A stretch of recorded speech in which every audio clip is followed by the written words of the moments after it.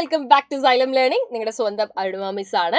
So എല്ലാവരും ഓരോ ചാപ്റ്റേഴ്സും നന്നായിട്ട് പഠിക്കുന്നുണ്ടെന്ന് വിചാരിക്കുന്നു. അപ്പൊ പഠിച്ച കാര്യങ്ങളൊക്കെ എത്രത്തോളം ഉണ്ടെന്ന് അറിയാൻ വേണ്ടി നമ്മൾ എന്ത് ചെയ്യണം, അതൊന്ന് ടെസ്റ്റ് ചെയ്ത് നോക്കണം അല്ലേ. അപ്പൊ നമ്മൾ പഠിച്ച ചാപ്റ്റേഴ്സിലെ 1 മാർക്ക് ക്വസ്റ്റ്യൻസിനെ ബേസ് ചെയ്തുകൊണ്ടുള്ള ഒരു സയൻസ് ക്വിസുമായിട്ടാണ് ഇന്ന് മിസ് വന്നിരിക്കുന്നത്. അപ്പൊ എല്ലാവർക്കും ഇങ്ങനത്തെ സയൻസ് ക്വിസുകൾക്ക് ഭയങ്കര ഇഷ്ടമായിരിക്കും. കാരണം അല്ലെ, 1 മാർക്കിനാണ് നമ്മൾ ചോദ്യം ചോദിക്കുക, വേഗം തന്നെ ഉത്തരം എഴുതാൻ വേണ്ടി പറ്റും. പക്ഷെ ആ കാര്യം ഉത്തരം എഴുതാൻ പറ്റണമെന്നുണ്ടെങ്കിൽ അല്ലെ, നമുക്ക് ആ ടോപ്പിക്കും അറിഞ്ഞിരിക്കണം. അപ്പൊ നമുക്ക് പഠിച്ച ഭാഗങ്ങളിലെ ചാപ്റ്റേഴ്സിനെ ബേസ് ചെയ്തുകൊണ്ടുള്ള സയൻസ് ക്വിസിലേക്ക് പോവാം. എല്ലാവരും റെഡിയാണെന്ന് വിചാരിക്കുന്നു. അപ്പൊ ഈ വീഡിയോ കാണുന്ന ആൾക്കാരൊക്കെ ഞാൻ ക്വസ്റ്റ്യൻ പറയുമ്പോൾ തന്നെ മനസ്സിൽ ഉത്തരം എന്താണെന്ന് ആലോചിച്ച് വെക്കണേ. ഓക്കെ, ഫസ്റ്റ് ക്വസ്റ്റ്യൻ ഇതാണ്. The control centre of the human body. ഏതാണ് നമ്മുടെ മനുഷ്യ ശരീരത്തിന്റെ കൺട്രോൾ സെന്റർ എന്ന് പറയുന്നത്? ഹേർട്ട് ആണോ, ബ്രെയിൻ ആണോ, ലിവർ ആണോ, കിഡ്നി ആണോ? ഏതാണ്? ഉത്തരം അറിയാമോ?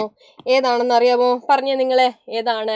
യെസ്, ആൻസർ എന്ന് പറയുന്നത് നോക്കിക്കോളൂ, ബ്രെയിൻ ആണ് അല്ലെ. തലച്ചോറാണ് നമ്മുടെ ഹ്യൂമൻ ബോഡിയുടെ കൺട്രോൾ സെന്റർ എന്ന് പറയുന്നത്.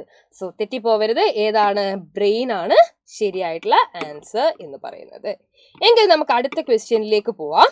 The most important system of our body. ഏതാണ് most important system of our body?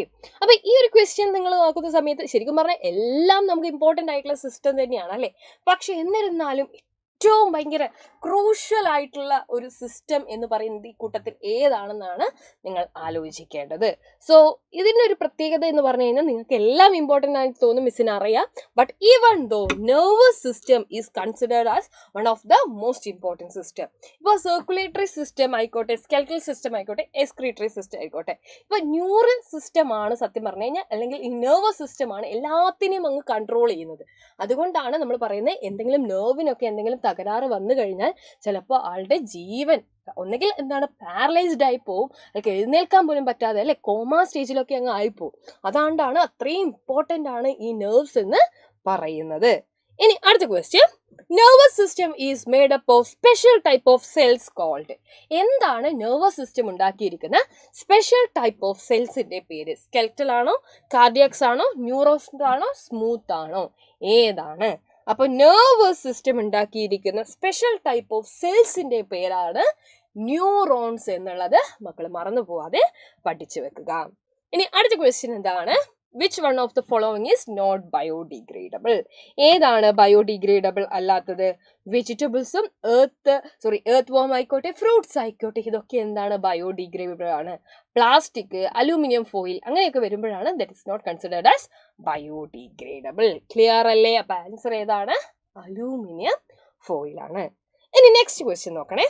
Air pollution is caused by insecticides, sewage, smoke, loud speaker. ഇതാണ് തന്നിരിക്കുന്നത്. അപ്പൊ ഇൻസെക്ടിസൈഡ്, കീടനാശിനികളൊക്കെ തളിക്കുന്ന സമയത്ത് പ്രധാനമായിട്ടും നമ്മുടെ മണ്ണിലാണ് പ്രശ്നങ്ങൾ വരിക. സീവേജ് ആകുമ്പോൾ വാട്ടറിലാണ് അല്ലെ. അതേപോലെ തന്നെ ലൗഡ് സ്പീക്കേഴ്സ് ഉപയോഗിക്കുമ്പോൾ നോയ്സ് പൊല്യൂഷൻ ആണ് ഉണ്ടാവുക. ഇവിടെ കൊടുത്തിരിക്കുന്ന ആൻസർ സ്മോക്ക് ആണ്. കാരണം എന്താ? ഫോഗ്, സ്മോക്ക് ഇതൊക്കെ വരുന്ന സമയത്താണ് നമ്മുടെ എയറിൽ പൊല്യൂഷൻ സംഭവിക്കുന്നത്. ക്ലിയർ അല്ലേ? എന്തുകൊണ്ട് ഈ ആൻസേഴ്സ് വന്നു എന്നുള്ളത് ക്ലിയർ ആണോ നിങ്ങൾക്ക്? യെസ്. അപ്പൊ വളരെ ഇമ്പോർട്ടൻ്റ് ആയിട്ടുള്ള കുറച്ച് ക്വസ്റ്റ്യൻസ് ആണ് നമ്മളിപ്പോൾ ഡിസ്കസ് ചെയ്തത്. ഇതുപോലത്തെ കുറെ ക്വസ്റ്റ്യൻസ് നമുക്ക് വരും ദിവസങ്ങളിലും കാണാം. അപ്പൊ എല്ലാവരും ഇതൊക്കെ പഠിച്ചു എന്ന് വിചാരിക്കുന്നു. മറ്റൊരു വീഡിയോയിൽ വീണ്ടും കാണുന്നത് വരെ bye, see you, take care.